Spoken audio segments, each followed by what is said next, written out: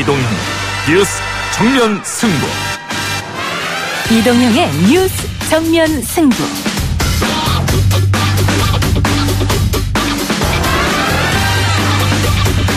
청취자 여러분 안녕하십니까, 이동형입니다. 2018년 4월 20일 이동형의 뉴스 정면 승부, 오늘의 출연자들을 먼저 알려드리겠습니다.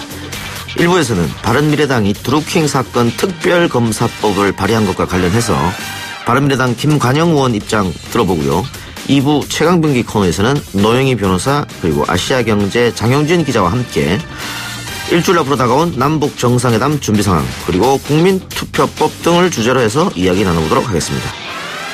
3부에서는 더불어민주당 최민희 디지털 소통위원장과 함께 드루킹 댓글 조작 사건의 본질에 대해서 짚어보고요. 4부 우리 연애할까요 코너에서는 배우 남태우, 또 텐아시아 김하진 기자와 함께 한 주간의 연애 소식 알아봅니다. 이동형의 뉴스 정면 승부는 라디오 주파수 FM 94.5MHz, YTN 라디오 전용 애플리케이션 예스로 실시간 들으실 수 있고요. 다시 듣기는 YTN 라디오 홈페이지 그리고 팟빵 앱과 아이튠즈 팟캐스트에서는 방송이 마친 후에 곧바로 확인하실 수 있겠습니다. 의견 참여 가능합니다. 휴대전화 문자메시지 샵 0945번, 우물정 0945번, 단문 50원, 장문 100원이고요. 예스 앱에서는 무료로 실시간 댓글 참여 가능합니다. 4월 20일 금요일 이동형의 뉴스 정면 승부 시작하겠습니다.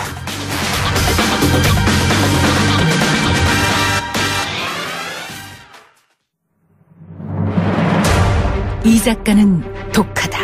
이 작가는 거칠다. 이 작가는 솔직하다. 이 작가는 눈치가 없다. 그는 할 말은 한다. 할 말은 한다. 정치 오타쿠 이 작가의 독설 뉴스 정면 승부.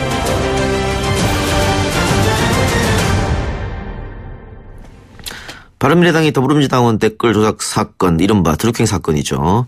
이것과 관련해서 특별검사법을 발의하기로 했습니다. 경찰 수사를 믿을 수 없다, 이런 얘기 같은데요. 관련해서 바른미래당 김관영 의원 연결해서 이야기 나눠보도록 하겠습니다. 의원님 나와 계십니까? 네, 안녕하세요. 김관영입니다. 네, 반갑습니다.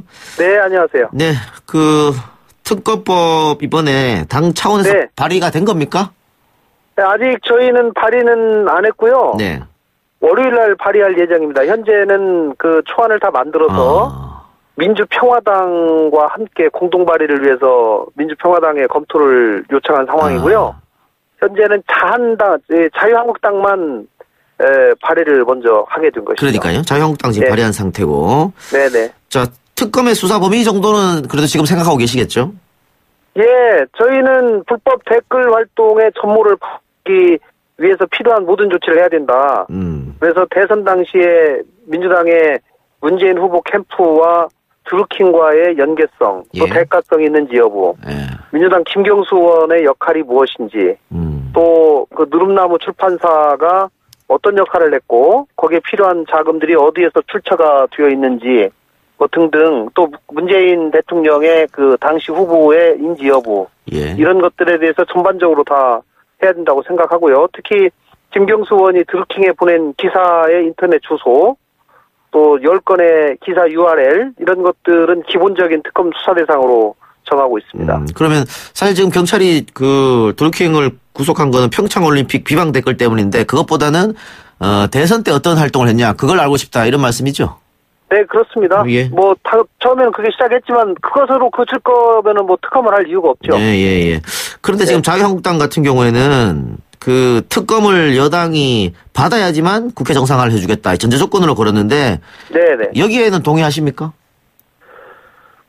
저는 조금 유동적으로 생각을 합니다. 네. 왜냐하면 지금 국회가 해야 될 일이 많기 때문에. 예. 국회를 열어서 일을 진행하면서 특검법에 대해서도 논의를 해야 된다라는 생각을 가지고 있고요. 예.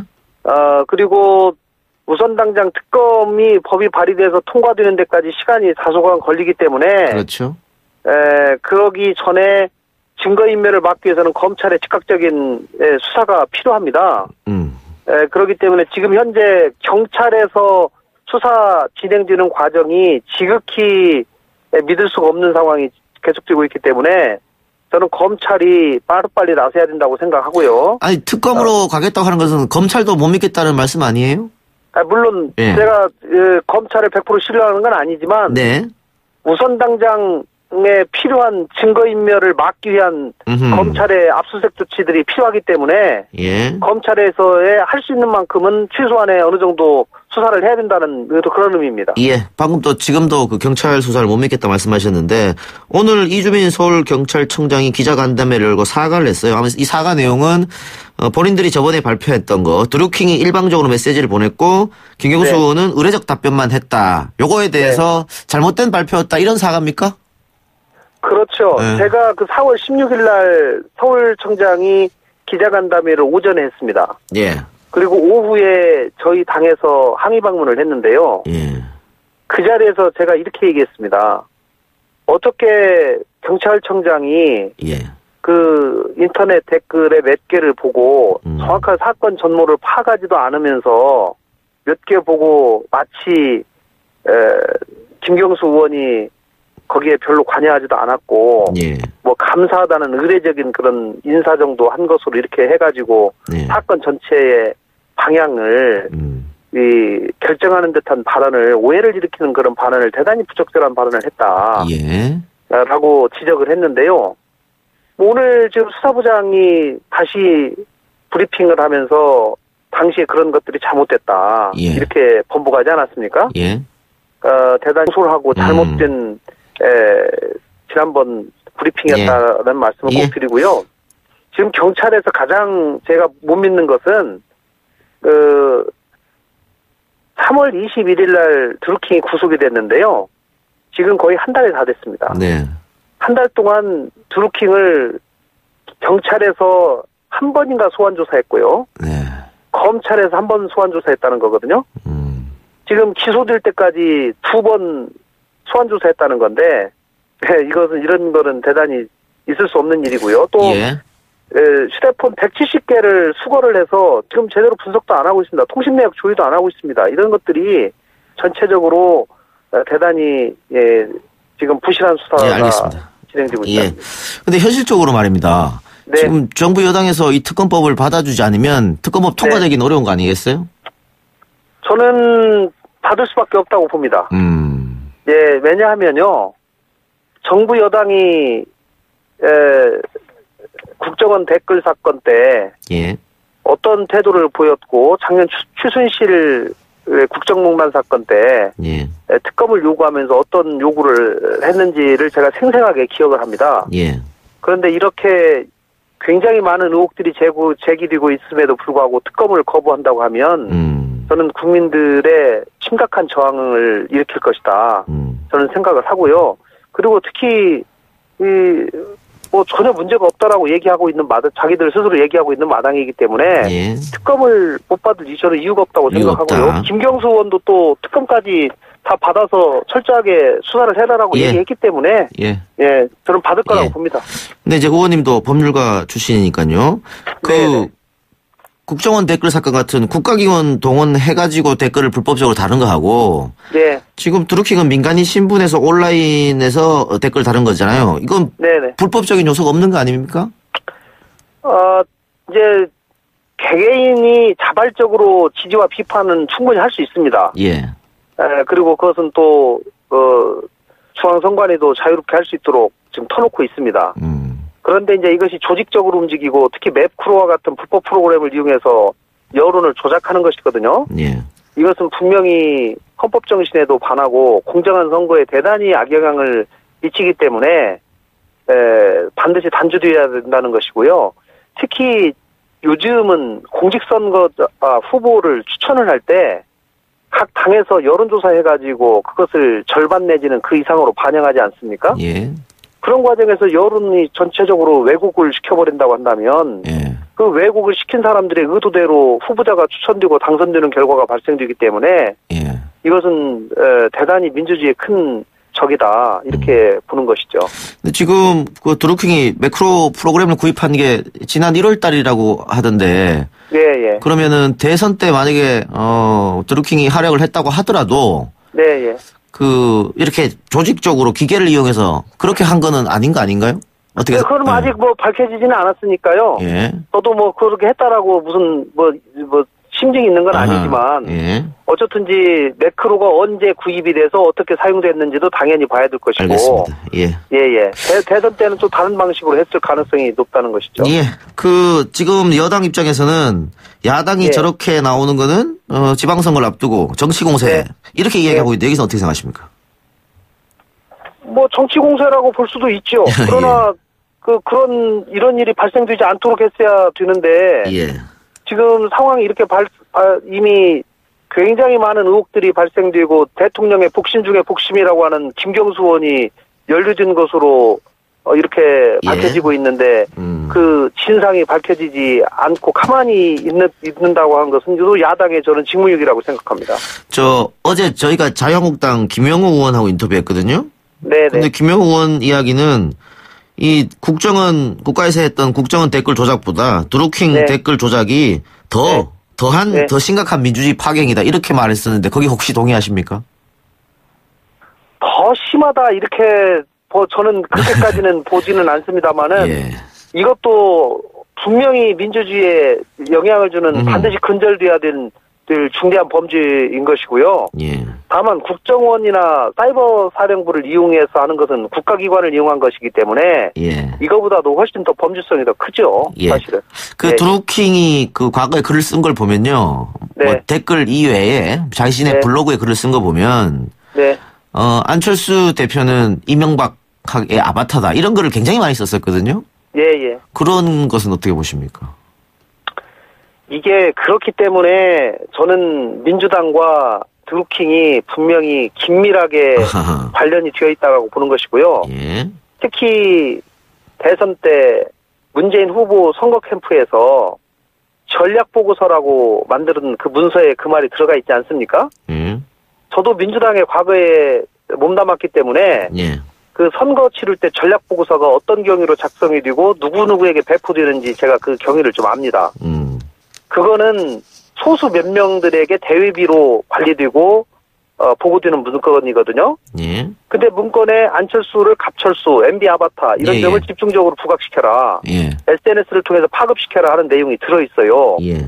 그런데 드루킹이 이것을 오랫동안 주장을 해왔고 실질적으로 드루킹이 조직적으로 움직여서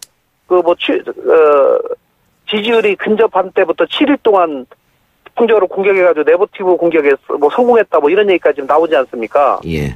그렇기 때문에 이거는 민주당 쪽에서 드루킹과 긴밀하게 협의를 해서 민주당이 기획하고 드루킹이 실행하지 않았나라고 하는 충분한 합리적인 의심을 받고 있는 겁니다. 네. 관련해서요. 안철수 의원 얘기 나왔으니까. 예. 지금 야당의 단합을 촉구했거든요. 안철수 예. 지금 서울시장 후보가. 예. 그러면서 모든 야당 지도부가 연석회의를 통해서 사건의 진상을 밝히는 공동행동을 하자 이렇게 얘기했는데 예. 지금 바른미래당 같은 경우에는 자유한국당하고의 연대라든가 이런 거 전혀 하지 않겠다고 했거든요. 그럼 요건은 예외라고 봐야 되나요?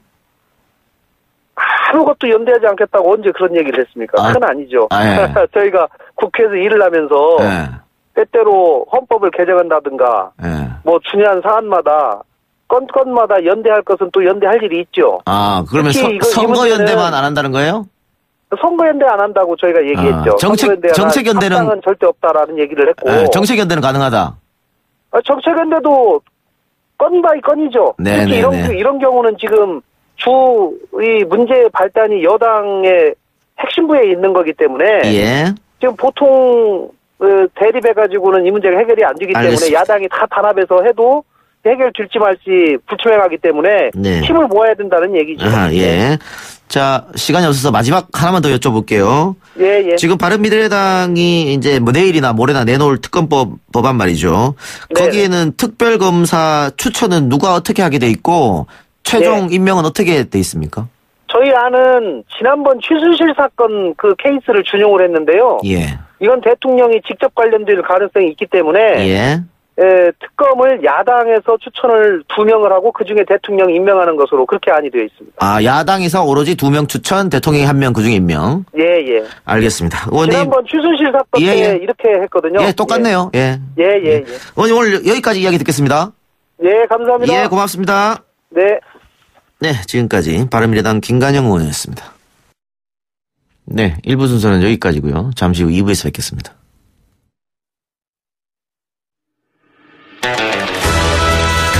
딱딱하고 지루한 뉴스가 소설보다 흥미진진해지는 새로운 경험. 놀라셨죠? 이것이 바로 이동훈 뉴스 정면 승부.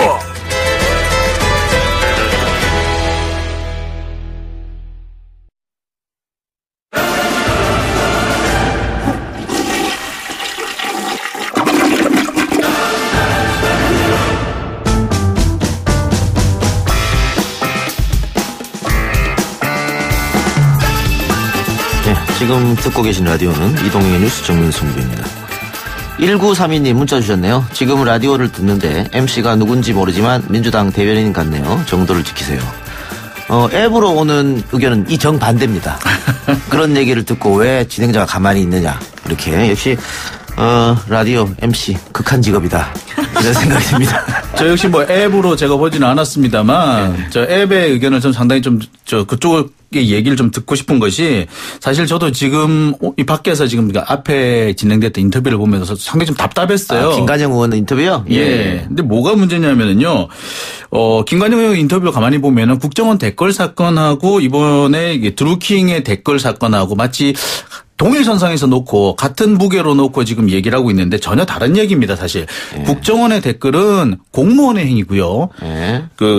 드루킹의 행위는 개인의 행위입니다.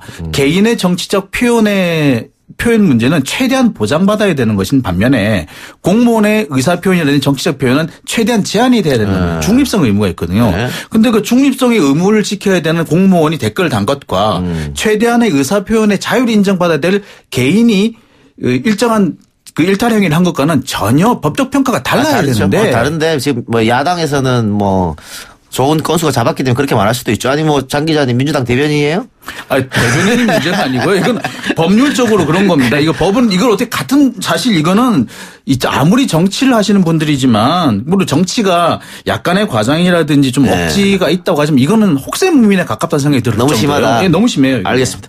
자, 지금 목소리를 높인 분은 아시아경제 장영진 기자고요. 노영희 변호사 나왔습니다. 어서 오십시오. 네, 안녕하십니까. 네, 2부 최강병기 켜는데 오늘은 어떤 얘기를 한번 해볼까요?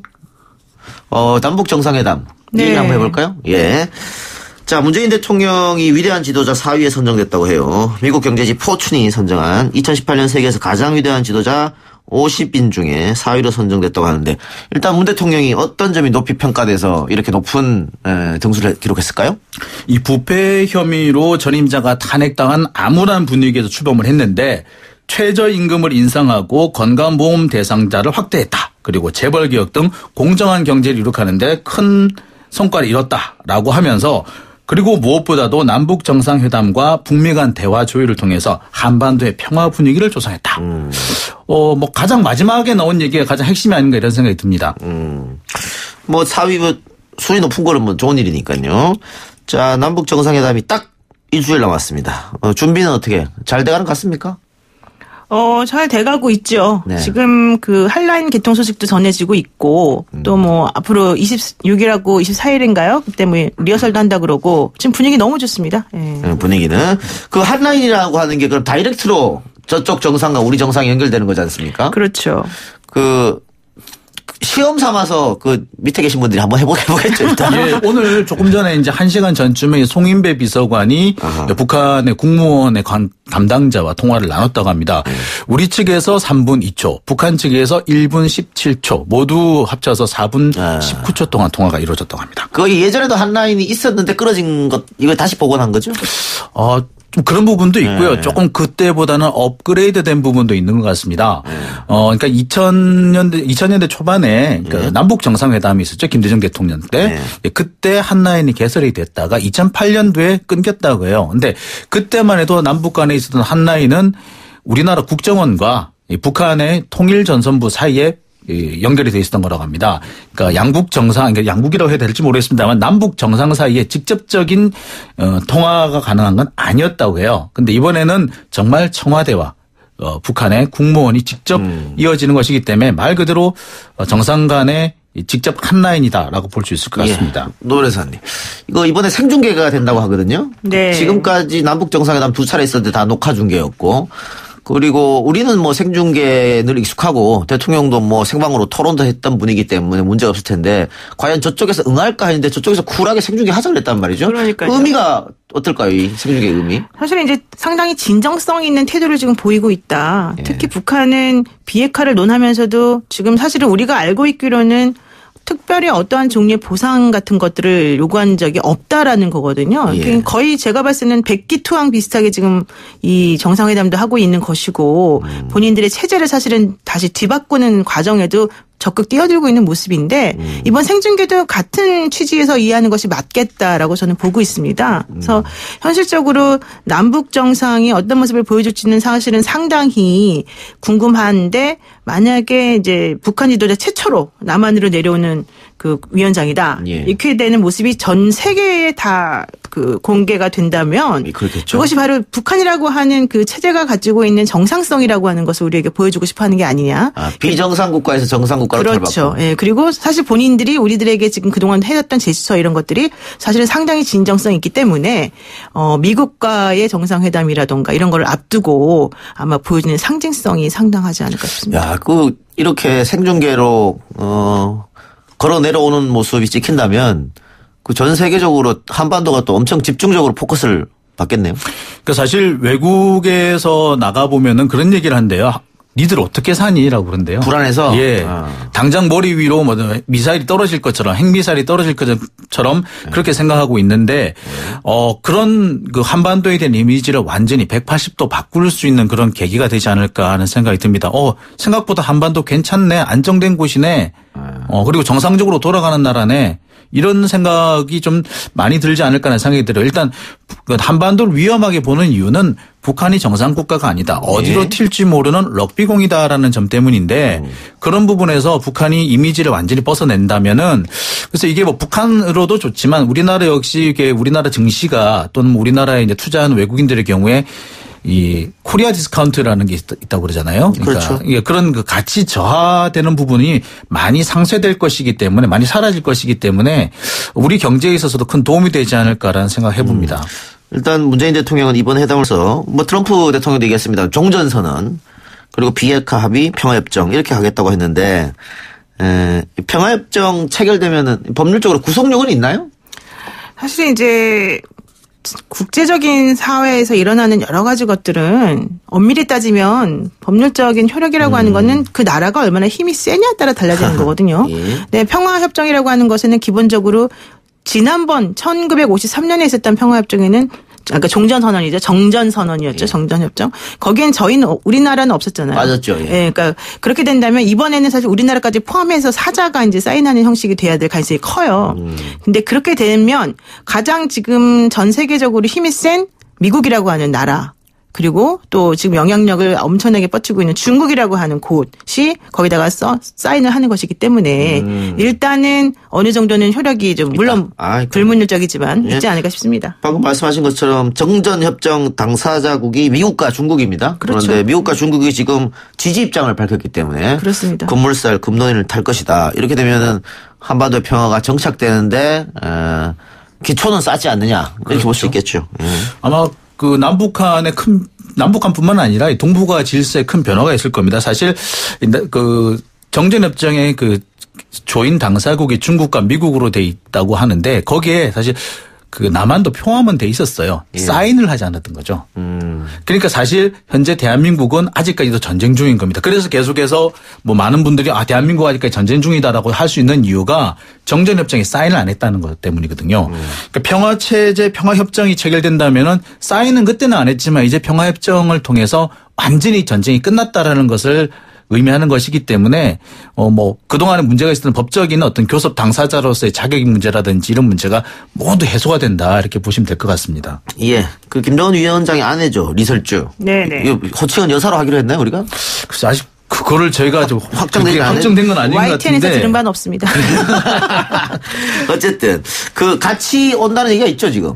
같이 오는 걸로 지금 돼 있고요. 예. 아마 뭐 얼마 전에 중국을 방문해서 상당히 센세이션을 일으켰어요. 그러니까 어떻게 보자면 국제 외교 무대에 첫 데뷔를 했는데 전 세계적으로 상당히 관심을 많이 끌었기 때문에 예. 그런 위치를 아마 그런 자리를 놓치지 않을 걸로 보입니다. 그리고 아마 중국 방문과는 비교도 안 될 정도로 아마 포커스를 받을 것으로 보이기 때문에 그래서 뭐 나름 외모에는 좀 자신 있는 분 같던데 그런 면에서 좀 적극적으로 나오지 않을까라고 전망이 됩니다. 예. 사실 그 김정은 위원장이 스위스에서 유학을 했었잖아요. 예. 그 서방 세계에 대한 이 관심이나 식견이 상당히 넓단 말이에요. 예. 그래서 아마 이 여성이라고 하는 그런 그 사람을 여성이라고 하는 사람들을 이용해서 이 정치하고 세계 무대에 선보이는 것이 그 사람이 나름대로 가지고 있는 전략이 아닌가 생각이 들어요. 지난번에 김여정 그 여동생 그분을 보낸 것도 사실은 세계적으로 큰 화제가 됐었죠. 이번에 리설주 부인이죠. 그분도 마찬가지고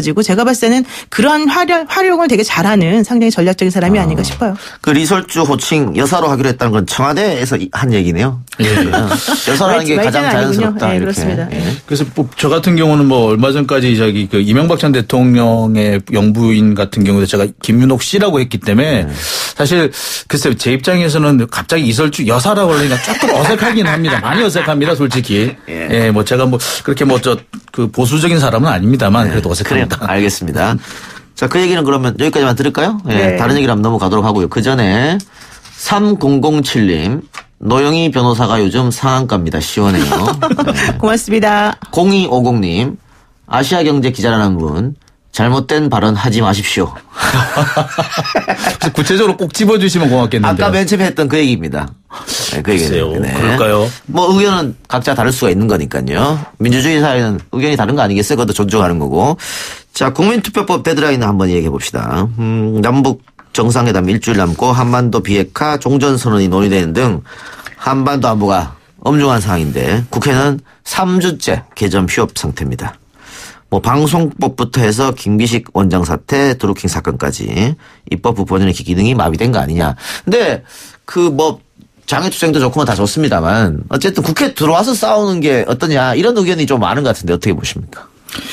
근데 사실 이게 말은 그렇게 나오지만 아무래도 자유한국당 측에서는 국회에 들어오기가 쉽지 않을 걸로 보입니다. 예. 왜냐하면은 지금 들어오자마자 당장 처음으로 처리해야 될 의안이 홍문종 의원과 염동열 의원에 대한 체포동의안입니다.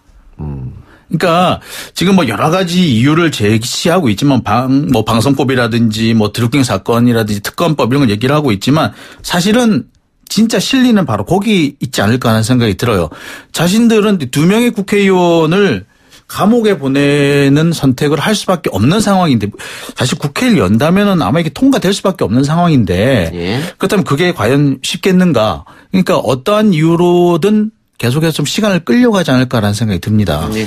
근데 지금 사실 이제 개헌과 관련해서도 그렇고 모든 것이 거의 막 드루킹으로 그냥 블랙홀처럼 지금 모든 걸 다 빨아들이고 있어서 저는 이런 태도는 매우 바람직하지 않다. 예. 특히 국회의원들이 정말 해야 될 것이 무엇인지에 대해서 좀 진지하게 고민했으면 좋겠다. 이런 생각을 좀 하고요. 이제 개헌 얘기를 잠깐 해보면 개헌 국민투표를 하기 위해서는 2014년 헌법재판소에서 국민투표법이 헌법 불합치 결정을 받은 바가 있어요. 그렇죠. 왜냐하면 재외국민들 그 투표권 제한돼 있기 때문에. 그래서 이 재외국민들의 참정권을 보장하고 이 안정적인 재외투표 관리를 하기 위해서는 23일까지는 사실 국민투표법 개정안이 공포가 돼야 되는데 그래서 이제 청와대도 23일을 계속 얘기를 하고 있는 거 아니겠습니까? 근데 제가 봤을 때는 거의 실현이 불가능해 보여요. 왜냐하면 드루킹 사건이 없었을 때도 이런저런 명분을 내세우면서 결과론적으로는 국회에서는 협조를 해서 안 했었단 말이에요. 예. 그러니까 이런 식으로 일이 진행된다면 거의 물 건너간 게 아닌가 생각이 듭니다. 어쨌든 국민투표법에 대해서 야당이 뭐 드루킹 사건 이전에도 그 협조를 그렇죠. 안 했던 네, 이유는 6월 지방선거와 동시 개헌은 하지 않겠다는 뜻 아니에요? 그렇죠. 네. 근데 지금 어쨌든 야당이 뜻대로 이루어지는 것 같아요. 야당 좋겠어요. 그러면은 기자님 어때요? 그 야당은 뭐 9월 이야기 됐었잖아요. 6월은 안 된다. 글쎄 9월이 되더라도 개헌을 하겠다는 그런 좀 태도를 보일지는 사실 좀 의문스럽습니다. 근데 일단은 개헌이라는 것은 국회의원 300명 거의 전원이 지금 찬성하는 거고. 그렇죠. 세부 내용은 조금씩 다르겠지만 국민들도 여론조사하면 대부분이 찬성이거든요. 근데 이걸 계속 미룰 수 있습니까? 그래서 뭐 미루는 것도 뭐 미루는 건 얼마든지 가능할 겁니다. 근데 개헌하는 건 사실 솔직히 말씀드리자면은 개헌은 쉽지가 않은 부분이 있고요. 왜냐하면은 사실 다 동상이몽이에요. 개헌을 바라보는 그리고 개헌의 방향도 그렇고 다 다르다 보니까 6월에 안 된 개헌이 9월에 될 것인가. 글쎄 저는 그것도 사실은 좀 의문스럽습니다. 그리고 제 개인적인 입장으로 보자면은 글쎄요 뭐 지금 현행 헌법도 그렇게 나쁘진 않아요. 그래요? 물론 이렇게 그 대통령 단임제로 5년이라는 것 때문에 이게 다른 헌법기관과의 그 임기가 잘 맞지 않는 문제가 있습니다만 지금까지 우리나라가 1948년 독립한 이후에 그 헌정 질서에서 이렇게 잘 작동된 헌법이 없어요. 그리고 지금 뭐 우리 헌법에서 지금 그 위원 정당 해산이라든지 대통령 탄핵이라든지 사실 그 헌정의 위기 상황을 합헌적인 절차에 따라서 해소한 사례. 이거는 정말 전 세계적으로도 그렇게 예가 많지 않습니다. 너무 궁금합니다. 장 기자님 의견에 어떤 반응들을 보이실지. 빨리 좀 보내줘 보세요. 저는 장 기자 의견과 전혀 반대됩니다. 그러니까요. 지금의 87년 법은 수순이 다 됐다. 폐기로 와야 된다. 이렇게 생각 들고 어쨌든 법조 팀장이었습니다. 장윤진 기자. 의견이었고요. 법대 나오셨던가요? 장 팀장님. 헌법 전공입니다. 헌법 전공. 대단하십니다. 역시. 하나만 다른 거 한번 해보죠. 한국 GM이 그 법정 관리 데드라인을 맞았다고 하는데 그 만일 법정 관리가 들어가게 된다. 그럼 다음은 어떻게 되나요? 법정 관리를 이제 신청을 해서 법정 관리가 돼도 사실은 뭐 그걸로 끝은 아닌 것이죠. 왜냐하면은 법정 관리라고 하는 것은 기본적으로는 그 채무자 회사를 보호하는 기능을 이제 하는 것이고 결론적으로는 노사가 또 다시 그 중간에 합의를 하고 뭔가 조치를 취해야 되는 부분들이 되게 많고요. 협력업체들이 이제 사실은 불벼락을 맞을 가능성이 더 크죠. 왜냐하면 이제 포괄 금지 명령이라고 하는 게 내려지기 때문에 원칙적으로는 그 협력업체가 못 받은 돈이 있어도 한국 GM에 대해서는 채권자로서의 그런 행사를 못 하거든요. 그렇기 때문에 사실은 법정 관리라고 하는 것이 채권자들 입장, 특히 이제 협력업체와 같은 그런 불쌍한 채권자들 입장에서는 좋은 게 아닌데 앞으로 어떻게 될지 모르겠어요. 노조하고 문제는 이것도 해결 안 됐잖아요. 아직 아무것도 안 됐어요. 안 됐고. 그런데 지금 어쨌든 한국 GM이 관심 가지고 보는 것은 뭐 노사 합의는 이런 것보다 그렇죠. 대한민국 정부에서 우리 지원해달라 하는 것 같거든요. 그래서 저는 그런 게 너무 나쁜 것 같아요. 정말 자기네가 가져갈 이익은 쏙쏙 빼먹고 그것도 지금 드러난 것에 의하면은 우리들에게 그동안 보고했던 것들을 조금 다 잘못 뭐 위계에 의한 보고를 해가지고 그렇게 만들었다는 것 같은데 그래놓고는 사실 30만 명이라고 하는 그 노동자들을 미끼로 해서 우리들을 압박하고 있는 거 아니겠습니까? 저는 가장 핵심적인 부분이 산업은행을 보고 투자를 더 하라 이 얘기인 거죠. 우리도 한 1조 한 2천억 정도 7천억 정도 할 테니까 그렇죠. 니들은 그 한 2배 정도 하세요라는 얘기고 대신에 노조는 노조대로 또 구조조정을 감내하세요 이런 얘기입니다. 근데 다시 살짝 뒤집어 놓고 보면은 GM은 자기들이 그동안 가져가든 빼앗아 가던 거는 안 가져갈 테니까 더 안 가져갈 테니까 당신들은 많은 걸 내놓으세요 이 말입니다. 그러니까 어떻게 보면 좀 불공정하다라고 볼 수도 있어요. 특히 노동자들 입장에서는 대단히 답답한 것이 사실 GM이라는 회사를 어떻게 살려놓은 겁니까? 노동자들이 정말 받을 월급 안 받아가면서 몇 년 동안 고생해서 살려놓은 회사거든요. 그런데 GM이 들어와서 회사 살리지는 못하고 오히려 빼내기만 했으니까 사실 좀 많이 서운할 겁니다. 그러니까 뭐 우리 국민들 입장은 다 그런 거잖아요. 저 GM이 반협박하는 것처럼 그렇죠. 보이잖아요. 뭐 지원 안 해주면 뭐 공장 떼겠다. 뭐 깡패도 아니고 지난번 쌍용차 생각이 저는 납니다. 그 쌍용차 할 때 쌍을 굉장히 강하게 액센트를. 감정이 드러났어요. 그래요. 당황했어요. 저는 너무 감정을 실었어요. 제가 죄송합니다. 네. 그러면은 그 국민들의 여론은 부정적이긴 한데 그렇다고 또 어떻게 해줘야지. 그렇다고 산업은행이 손 놓고 있으면 그건 어떡하냐. 이게 참 정부에서 딜레마 같아요. 그러니까 이게 바로 이러지도 못하고 저러지도 못하고 우리가 보통 이런 걸 빼박이라고 그러나요? 근데 저는 정말 이런 상황 자체가 너무 싫은데 해법이 있는지도 사실 의문이에요. 그래서 뭐 일부 신문이나 언론에서는 희생해야 되나 이런 생각이 듭니다. GM이 꽃놀이피를 갖고 있다. 어떻게든 그렇죠. 결국에는 한국 정부가 내놓을 수밖에 없을 거니까 자기들은 충분히 이 상황을 즐기겠다. 뭐 이런 얘기를 하고 있는데 또 정부 입장에서는 선거가 있잖아요. 그렇죠. 그 선거 생각을 또 안 할 수도 그렇죠. 없거든요. 그렇죠. 그리고 또 지금 이동걸 산업은행 회장이 지난 17일 날 인터뷰한 걸 보면은 중간 실사 보고서 결과가 만족스러우면 금융 지원을 위한 양해각서를 체결 이렇게 얘기를 했기 때문에 좀 지원하는 쪽으로 가지 않겠나라는 생각을 하고 있습니다. 지원할 수 있는 명분을 사실은 열어놓은 거죠. 그렇죠. 네. 알겠습니다. 자, 오늘 많은 얘기했습니다. 오늘은 여기까지만 듣고요. 지금까지 노영희 변호사 그리고 아시아경제 법조팀장 장용진 기자였습니다. 두 분 고맙습니다. 고맙습니다. 감사합니다. 3부에서 저는 찾아오겠습니다.